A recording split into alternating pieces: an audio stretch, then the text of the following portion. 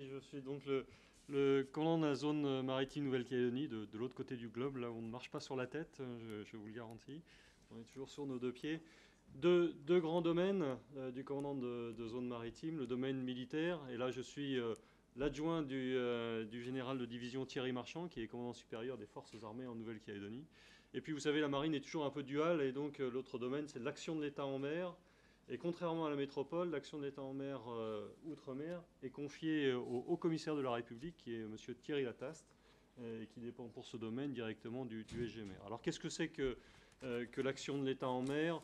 En fait, c'est tout ce qui concerne le bon ordre à la mer et l'application des lois dans nos zones économiques exclusives pour ce qui concerne le DDGEM, et puis dans notre zone de responsabilité maritime pour le reste. Et ça veut dire de lutter contre tous les trafics divers et variés. Alors on a du trafic de drogue dans le Pacifique Sud.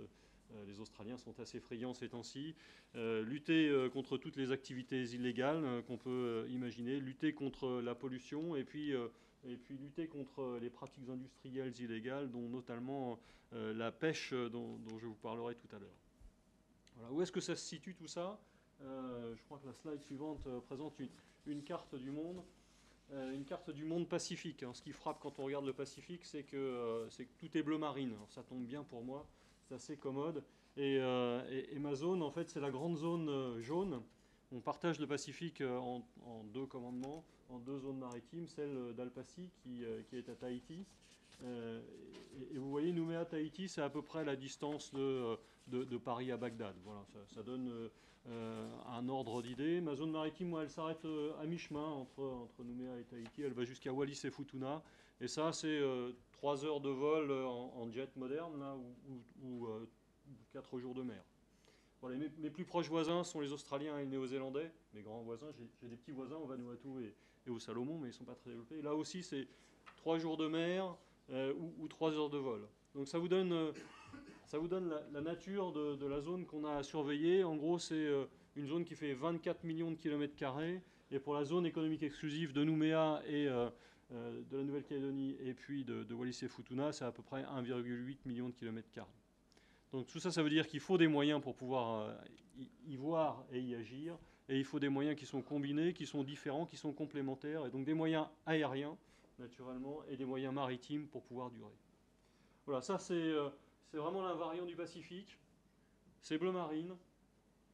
Tous les pays sont insulaires, tous. Sauf l'Amérique du Sud, là-bas au loin, mais on les voit assez peu. Mais tous les pays du Pacifique Sud sont insulaires. Et donc il y a un véritable invariant maritime. Voilà, et donc pour vous illustrer tout ça, je ne vais pas vous détailler l'ensemble des opérations qu'on a menées, mais on en a une qui est assez emblématique. Et c'est une opération de police des pêches qu'on a conduite sur les 16 derniers mois avec, avec une appréciation de situation intéressante. Alors déjà, la première appréciation de situation, et vous le voyez, ça c'est plusieurs phases de la même opération. Vous avez 5 photos, et donc c'est au moins 5 phases. En fait, on a fait 10 phases de cette opération de lutte contre les pêches. Et vous voyez, il y a un invariant, c'est là aussi, c'est que tous les bateaux sont bleus. Ils sont bleus, là, tous ces bateaux de pêche, ils arrivent tous du Vietnam, ils arrivent tous du même endroit, ils arrivent tous de la province de Quang Dai, et ce sont tous des pêcheurs d'holothurie. Alors l'holothurie, c'est pas un terme barbare, c'est un concombre de mer. Et vous allez me dire, qu'est-ce qu'on fait pour aller aussi loin, venir du Vietnam jusqu'en Nouvelle-Calédonie pour pêcher du concombre de mer? Eh bien, on fait avec ces pêcheurs vietnamiens 30 à 40 jours de mer pour pêcher un truc absolument répugnant, mais qui néanmoins se vend pratiquement 1000 $ sur le marché chinois et qui donc a une plus-value extrêmement intéressante. Alors, l'appréciation de situation initiale, en fait, on ne savait pas trop ce qui se passait. Et le premier bateau qu'on a trouvé, naturellement, on l'a dérouté. Et puis on l'a amené à Nouméa. Et là, le commandant a été jugé. Et puis, on s'est dit, bon, c'est un épiphénomène. Et puis, lorsque le deuxième, le troisième, puis le quatrième est revenu dans les eaux, on a bien vite compris que ce n'était pas un phénomène isolé, mais qu'on avait quasiment affaire à de la pêche semi-industrielle, avec des gens extrêmement déterminés. Je vous le dis, pour venir du Vietnam avec un bateau comme ça, il faut 30 jours. 30 jours sur un bateau de 15 à 25 mètres, de diverses tailles, dans des conditions de rusticité intéressantes, pas très loin de Koh Lanta pour eux. mais qui montrent en tout cas, un, que ce sont d'excellents marins, deux, qui sont extrêmement déterminés à venir faire la pêche chez nous. En gros, ces gens-là, ce sont nos morutiers du 19e siècle. Voilà. Sauf qu'on est au 21e et que naturellement c'est un peu différent. Donc quand on a eu compris, et la carte suivante va vous montrer ce qu'on a pu récolter. Quand on a compris que cette pêche n'était pas une pêche isolée, mais un caractère semi-industriel, là vous avez 16 mois de campagne contre ces blue boats et un report synthétique de tout ce qu'on a pu détecter chez nous. Et quand on a vu que ces gens sans vergogne venaient pêcher jusque dans nos eaux territoriales, pour ne pas dire les eaux intérieures, hein, tout ce qui est bleu ciel, là, c'est les eaux territoriales. Voilà. On s'est dit que quand même, ils étaient un petit peu gonflés de venir comme ça pêcher dans les eaux françaises, et qu'en tout cas, ils avaient un sentiment d'impunité qui était assez désagréable pour nous. Donc une fois qu'on a bien compris que ce n'était pas un phénomène isolé, on a monté un plan de campagne sur 3 axes. Un plan de campagne sur 3 axes. Le premier, c'était disposer de moyens aéromaritimes pour pouvoir intervenir en mer, les détecter, les pister, les saisir, les dérouter. Le deuxième axe, c'était de développer une coopération interministérielle pour pouvoir traiter ces bateaux-là. L'idée, c'était qu'ils ne reviennent plus, donc il fallait y toucher au portefeuille, il fallait que leur pêche ne soit pas rentable. Donc il fallait pouvoir les ramener à Nouméa, les interner et leur supprimer leurs moyens de pêche. Et ça nécessite une coopération interministérielle avec une prise en charge à terre qui passe par la justice, par la police, par, chez nous, la biosécurité, et puis par le raccompagnement des équipages vers le Vietnam.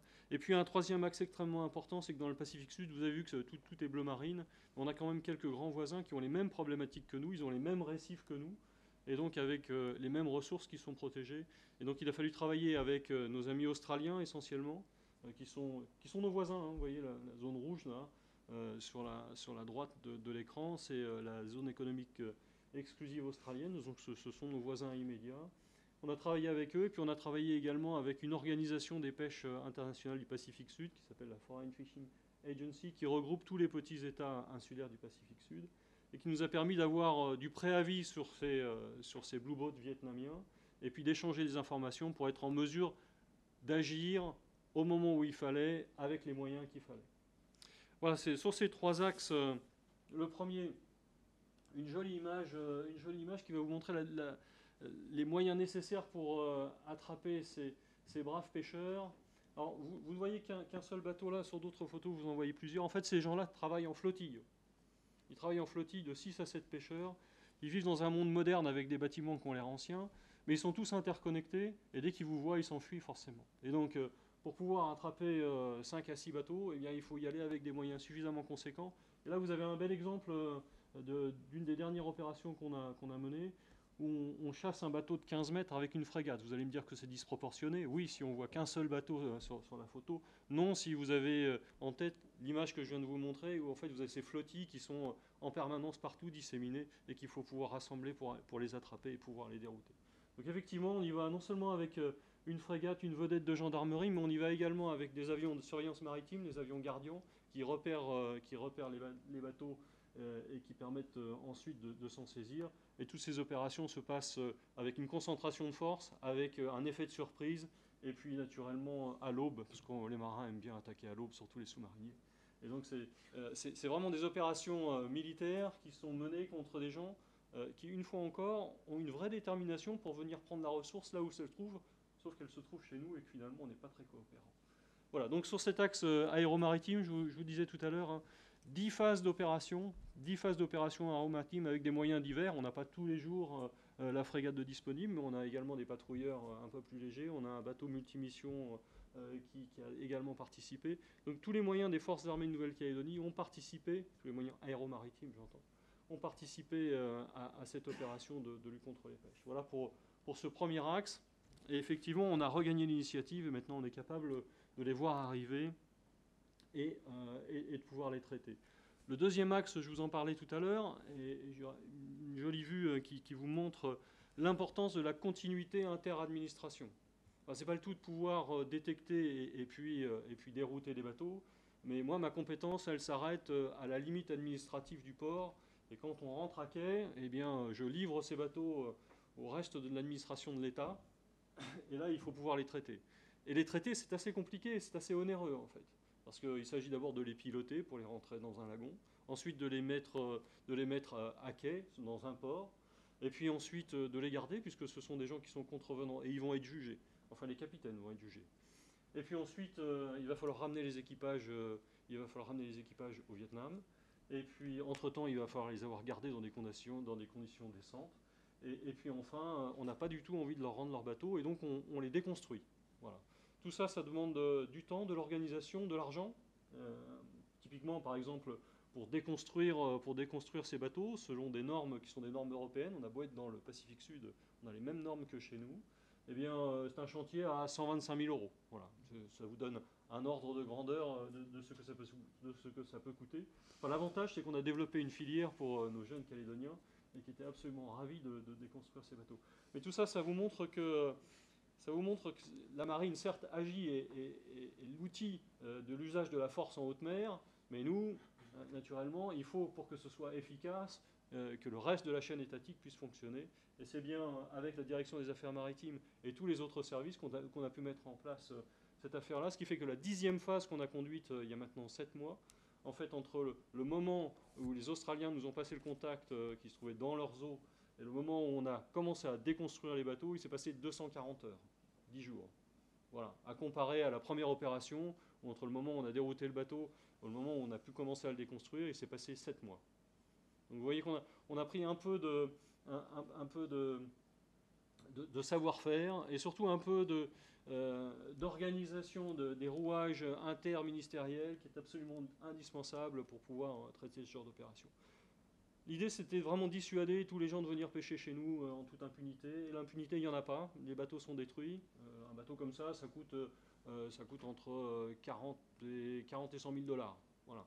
Le produit de la pêche est supérieur à la valeur du bateau. Donc quand vous avez pris le bateau plus le produit de la pêche, la famille qui a armé ce bateau, finalement, comme nos morutiers et comme nos malouins, n'est pas très contente et hésite à les renvoyer aussi loin pour des campagnes aussi compliquées. Voilà. Et pour ce qui concerne les capitaines de pêche, tous les capitaines ont été jugés en comparution immédiate et à des peines assez lourdes, hein, des peines de prison ferme, ce qui est notoirement bien connu dans le Pacifique Sud et qui rend l'affaire assez dissuasive. Donc une bonne organisation de ce côté-là. Et en fait, pour que ça fonctionne bien, et je vous parlais tout à l'heure de la dernière opération qui s'est conduite avec nos amis australiens, et si vous regardez la slide suivante qui ne va pas tarder, en fait, pour que ça fonctionne, il faut vraiment avoir du préavis et il faut pouvoir travailler avec nos camarades les plus proches. Et donc l'idée, c'était vraiment de développer un réseau local avec nos amis australiens, avec les Salomon, avec le Vanuatu, hein, qui sont nos plus proches voisins, et pouvoir prendre l'initiative pour pouvoir intervenir. Donc ça marche bien. Et puis l'autre point, vous vous souvenez que je vous ai dit que c'était l'action de l'État en mer sous l'autorité du délégué du gouvernement pour l'action de l'État en mer, et ça dépend directement du Premier ministre. Et chacune des phases des opérations où nous avons travaillé, nous avons documenté l'ensemble des infractions qui ont été commises. Et donc c'est plus de 70 dossiers que nous avons fait remonter au SGMR, donc service du Premier ministre, et qui lui n'a pas hésité naturellement à les passer au service des affaires étrangères, ce qui a conduit à une protestation officielle de la France vis-à-vis du Vietnam à l'Union européenne, et ce qui a conduit à ce que l'Union européenne appelle un carton jaune sur les produits de la pêche vietnamiens. Et ça, d'un point de vue économique, ça a un poids extraordinaire. Ce carton jaune, ça veut dire qu'en gros, les produits vietnamiens n'étaient plus fiables, ils étaient pêchés, alors pas tous, hein, on parle de l'OTE, ils étaient pêchés de façon illégale. Et ça c'est vraiment un bâton qui a porté ses fruits, de même que les autres opérations localement. Mais on voit bien que c'est la conjonction de ces trois axes d'opération: regagner l'initiative aéromaritime sur place, travailler en interministériel pour que toute la chaîne soit traitée, et enfin travailler d'un point de vue coopération internationale et diplomatique, qui fait que cette campagne, pour le moment, est un succès. Alors je dis pour le moment parce que, et c'est peut-être la conclusion de cette affaire-là, avec un petit bilan, pour le moment, ça fait 7 mois qu'ils ne sont pas revenus. Voilà, 7 mois, on peut se dire raisonnablement qu'ils sont en train de faire leur compte et qu'ils sont en train de regarder combien leur coûte une campagne de pêche. la ressource dans le Pacifique Nord est quasiment épuisée.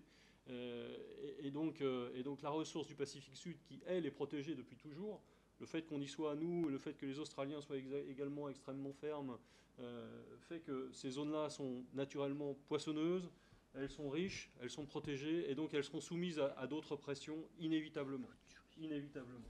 Et donc c'est la raison pour laquelle il faut pouvoir savoir ce qui s'y passe, être sûr qu'on peut coopérer avec nos grands voisins, et puis être en mesure de pouvoir agir et d'appliquer à hauteur de la menace la réponse qui convient à ces agressions, je dirais, économiques.